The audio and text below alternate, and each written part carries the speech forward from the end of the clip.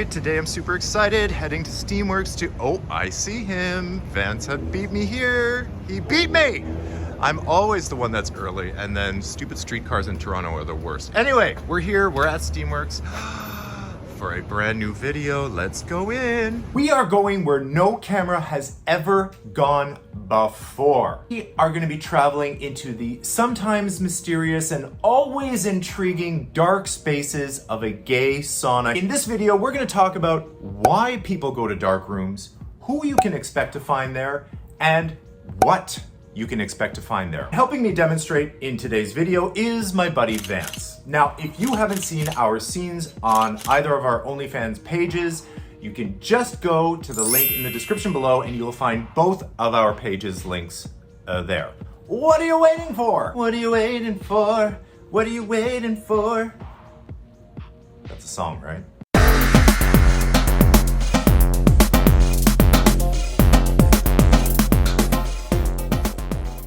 Hey tricksters, it's Patrick here. I'm talking about the dark rooms of a gay sauna. Now you might be asking yourself, why the hell would I go to a dark room?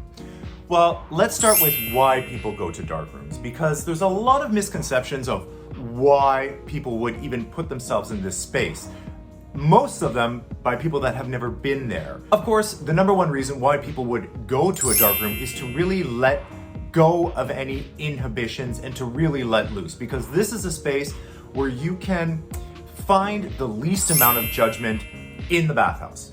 Also, because of the darkness, you have a heightened sense of other things. The sense of touch is heightened, the sense of your hearing is heightened. And why would people go there? Because it's the perfect place for a non-play, for kinky stuff, and again, for just letting your inhibitions down. A common misconception about a dark room is that it's pitch black. Some of them, yes. Some of them, that's the purpose. It's a black room. A lot of dark rooms have ambient light from the TVs that are playing. Here's a hot tip. See this? Oh, it's creepy. Woo. But anyway, if you're in a dark room and your eyes are bad and you can't really see anything and you're like, is that the guy that I was following in the hall that I think came into the dark room and I followed him in here because I want to hook up with him, but I'm not sure that that's him? You could flash this baby in his face and be like, oh yes, that's him, or oh my God, who are you? Get out of me. At which point it might be too late.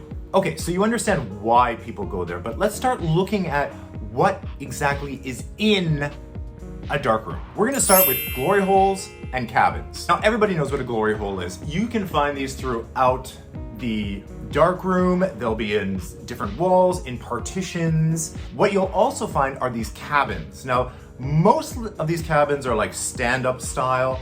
They'll have little doors that swing open and close. And the thing with the cabin is you go in there and then you can have a little bit of privacy. Like say you find somebody in the dark room that you're like, oh yeah, you're the one. I don't want anyone else. Then you can go into a little cabin and close the door. Cabins, a lot of times, also have glory holes in them. If you have, say, a cabin that's on the side, then you could have the glory hole just on one side of the cabin. Or if you've got a cabin that's sandwiched in between other cabins, typically there's gonna be glory holes on both sides of the cabin. You got some both end action going on. You can have one side, or you're bored with one person, you turn around and there's someone in the other cabin. Of course, you don't know who it is, and that's the point of the glory hole. Now, in these cabins specifically at Steamworks, because there are sort of two levels in this main darkroom area, these cabins have like windows cut out of them so that you have a glory hole, you have a glory hole, and then you've got like a window. The cabins can be used by anybody. You can't reserve them. Of course, there might be somebody in there. Usually there might be a little lock on the door to stop you from going in. A lot of people leave it unlocked. You can go into a cabin if somebody else is there, but the cabins are just for everybody to use. Now let me know down in the comments, have you ever been to a dark room and what was your experience like there? And actually, if you've never been, why not? What's stopping you? Move on to who you'll find in a dark room. I think it's fair to say that basically anybody who goes to a bathhouse is going to be curious enough to investigate the dark rooms at least once in their bathhousing career. Of course, some people are just curious and they'll poke their head in and then they do a quick lap because they're they're kind of like too nervous and they don't really want anyone to touch them, but they want to see what's in there and what's going on. Other people spend the entire time at the bathhouse in the dark rooms because, oh, that's their thing. They want the kinky stuff. They want the anon stuff. They want to just throw themselves into a pile of flesh like a Kylie Minogue video. Hot tip. If you are curious about playing with somebody in a dark room, but you're concerned that you're just not gonna be able to see the faces enough or the bodies enough to really find something that suits you or that you like or anything, what you can do is stand outside the dark room. Stand outside the entrance, minding your business and watching the comings and goings. That way you can see who's coming, who's going. When you see something that you like that enters the dark room, you can follow him in. Okay, let's move on to the slurp room, or the slurp ramp kind of section of this playroom at Steamworks. Now, not every bathhouse is gonna have this, but I have seen it in more than just this place, so it is a thing. What you do is you walk up the steps and then you can walk around the top part of this slurp room, and it's got glory holes all along the way. So it can accommodate many different people. And people just walk along they look down at the crowd, they can stick it through the holes. And then the people that are on the lower section, of course, are milling about. You look up, you see something you like, boop, pops out through the hole, bam, you take it, it's yours. The nice thing about the slurp ramp is that there's no kneeling, there's no bending over, there's no contorting in like awkward and uncomfortable positions that are gonna like cramp your legs and Yes, I'm in my 40s, I have to think about cramps and uncomfortable positions. I know you don't when you're in your 20s, but you'll see. So it makes it a lot more comfortable to get things done. Okay, so if you've never been to a dark room, you might be wondering, what happens in there? Well, okay, it's not rocket science. Obviously, we know what goes on in there. But you might be surprised to know that it's not just a free-for-all. It can be, if that's what you're looking for and that's what you allow yourself to, you're kind of open to that experience. You can also have very nice experiences one-on-one with people, because in the dark room, there are corners, there are cabins.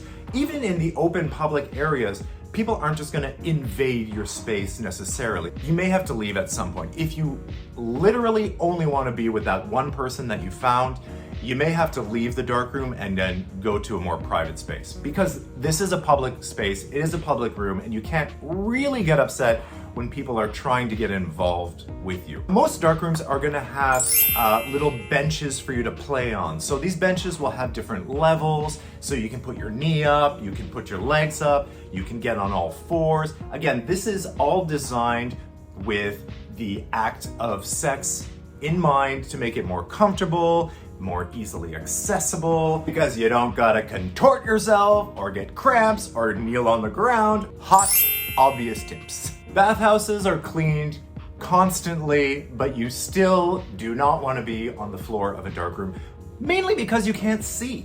Wear your flip-flops, because I have actually forgotten to wear them and then stepped on who knows what. Okay, now these benches are really cool because they're gonna have, like I said, padding, make it comfortable. They're gonna have the levels, just giving you different options. Sometimes there's bars to make it feel like a little prison feel. Kind of section it off, but people can still see you, because the point of these rooms, really, except for the pitch black ones, which we're gonna get to in a second, but the ones that have some light, the point of it is exhibitionism, voyeurism. So either or. Either you're putting on a show, you like having people watch you, right? This goes back to who likes to go to the dark rooms. You like to have people watching you. You want the eyeballs on you, like the attention. Then great, this space is perfect for you. Are you a voyeur? Perfect, this space is for you too. There are a lot of spaces that have bars and you can watch. You don't even have to get involved. You're just there as a spectator, enjoying the show. Now, some rooms you can open and they'll have little benches you can close. These are like more little deluxe rooms. Of course, any room in a public space, you can leave the door open, and that of course is an invitation for people to come in, join, have a seat. welcome to my home. Now, I think the most controversial or mythical or misconceptioned item in the dark room is going to be the sling. Sling is a very popular item to have in a bathhouse. You'll be hard pressed to find a bathhouse that doesn't have a sling somewhere. Now, in your mind, you might think, oh, this is going to be like a porn. Just get in the sling and suddenly there's 20 people around. The thing with sling rooms is this. When people get into a sling, it takes a long time from what I've seen and in my experience. People kind of circle around, they'll kind of walk up to the sling, they want to see who's in the sling. They're curious. Everyone's curious when somebody gets into a sling because they want to know, who is this guy that's offering himself up in the sling? And they're wondering to themselves, am I the type of person that this person in the sling will allow to approach? I would say, as a matter of advice in this situation, if you're walking around and you see somebody in a sling, approach them. You got nothing to lose. I mean, the poor guy is in the sling waiting for action to happen. You got nothing to lose. Chances are you're fine. He's gonna be open to at least some kind of interaction with you. Check it out. Don't be nervous. Go check it out.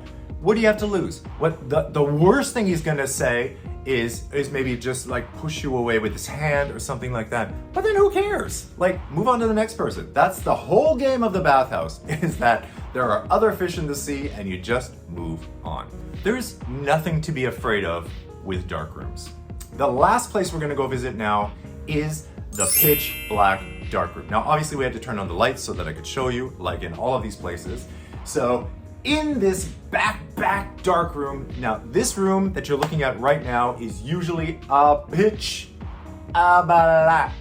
So the only way that you can navigate this room, and it's a tiny room, it has one room, it has some bars, it has a glory hole, a couple little benches, I guess just to repose. Usually it's pitch black, so this might come in handy in that room. Also, in the pitch black room, you can use my previous hot tip of standing outside of the door.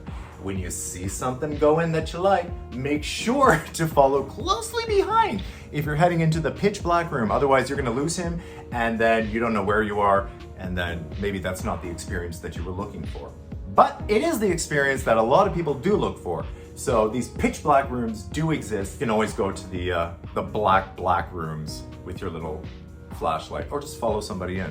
Another good place to follow is on my newsletter. Now, if you're not signed up to my newsletter, just go to patrickmarano.com, scroll down, sign up for my newsletter. I tell stories, there's special offers, I say what's coming up, what's hot, what's new. It's just the perfect way for us to keep in touch. So if you're interested in keeping in touch with me outside of here, just sign up for my newsletter. And this is scary. Woo! Woo! A big thank you to Steamworks Toronto, who allowed us to go in there and film this video. And if you want more bathhouse fun, check out this playlist right here. And I'll see you in the next video. Mwah!